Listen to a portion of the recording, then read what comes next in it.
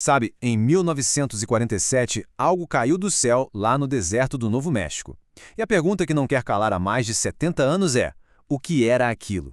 Um balão meteorológico supersecreto ou algo que não era deste mundo? Essa dúvida transformou a pequena cidade de Roswell no epicentro da ufologia moderna. Então, vamos mergulhar juntos nessa história, olhando os fatos, os documentos e os testemunhos de um dos maiores mistérios do nosso tempo. E tudo começou aqui, com essa manchete. Imagina só, em 8 de julho de 1947, o jornal local solta essa bomba.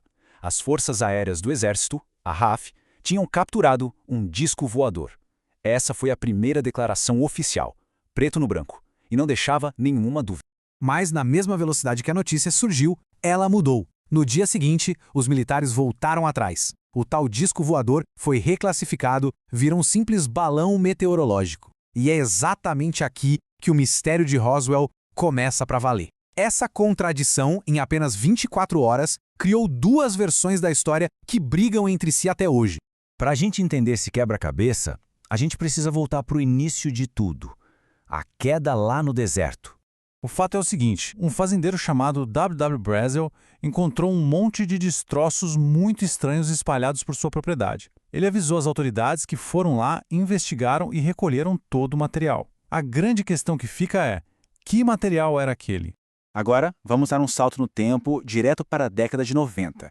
Depois de décadas de silêncio e muita especulação, o governo finalmente abriu uma investigação oficial. Era uma tentativa de achar as respostas nos próprios arquivos do país. A pressão popular e política ficou tão forte que o GAO, que é tipo o braço investigativo do Congresso americano, foi chamado para essa caça à verdade. Eles tinham autoridade para vasculhar os arquivos de todas as agências militares e de inteligência. E foi aí que a investigação bateu numa parede. Os registros da base de Roswell, justamente do período do incidente, tinham sumido. E não eram só alguns arquivos, não.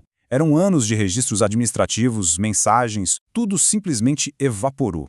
E para deixar tudo ainda mais suspeito, a destruição desses registros não seguiu as regras. O próprio arquivista-chefe afirmou que não tinha nenhuma autorização oficial para aquele descarte. Isso deixou um buraco inexplicável na papelada, bem onde as respostas deveriam estar. Bom, com os principais registros faltando, a Força Aérea fez a própria investigação nos anos 90 e apresentou uma explicação oficial para os destroços. Uma explicação que envolvia um projeto ultra-secreto da Guerra Fria. A explicação era o Projeto Mogul. Era um programa super confidencial feito para espionar a União Soviética. A ideia era usar uma espécie de trem de balões com microfones para detectar testes nucleares a milhares de quilômetros. Naquela época, a existência disso era um dos segredos mais bem guardados do país. Então, o ponto crucial é, a descrição original dos destroços que o fazendeiro Brazel fez batia com os materiais do Projeto Mogul? Ele falou de papel de estanho, varetas, uma fita com símbolos que pareciam flores. A Força Aérea argumentou que sim, que isso era uma descrição perfeita dos refletores de radar e dos equipamentos usados nos balões do Mogul. E a busca do GAO encontrou um documento da época que parece apoiar essa versão. O relatório de histórico da própria base de Roswell, de julho de 1947, menciona rapidinho o incidente do disco voador e conclui que o objeto era de fato um balão de rastreamento por radar. Este é o único registro oficial daquele tempo que foi encontrado. Mas calma, a explicação do balão está bem longe de ser o fim da história. Porque existe uma outra narrativa completamente diferente, contada pelas pessoas que estavam lá. O Jesse Marcel Jr. era filho do Major Jesse Marcel, o oficial de inteligência que foi o primeiro a recolher os destroços.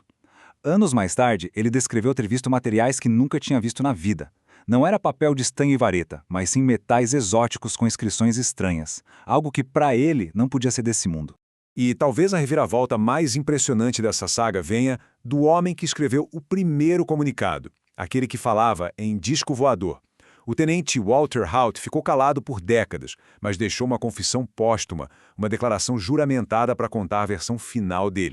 E o que o Haut descreveu é de cair o queixo. Ele disse que foi levado a um hangar na base e viu não só uma nave intacta, em formato de ovo, mas também os corpos dos tripulantes. A descrição detalhada dele, de seres pequenos com cabeças grandes, virou a imagem clássica dos aliens de Roswell. Essa é a conclusão do Haut. Com as palavras dele, Uma declaração direta, muito forte, de alguém que estava lá no início de tudo. Ele afirma que o governo não acobertou um balão secreto, mas sim a visita de seres de outro planeta.